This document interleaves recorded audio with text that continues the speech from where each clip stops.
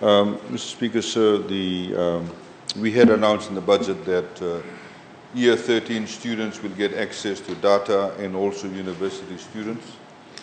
We have been talking to the various mobile phone companies because that is how people in Fiji generally get their access to data apart from voice accessibility.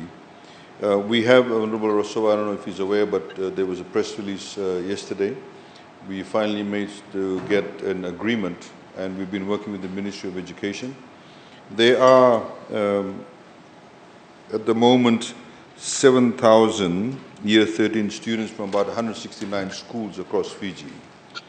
And so the issue was about the implementation of it and on the basis of equality. And of course, there are some students who don't actually have mobile phones.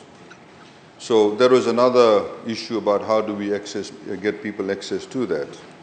The way that people get access to data, of course, is through mobile phones, internet modems, or pocket Wi-Fis.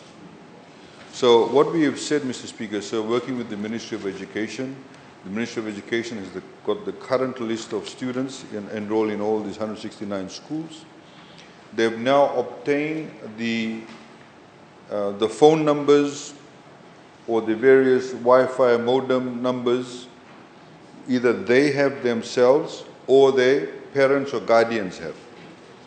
So those monies will be transferred to those accounts for the data, Mr. Speaker, sir, which will provide a $20 data top-up to these students onto those numbers, Mr. Speaker, sir.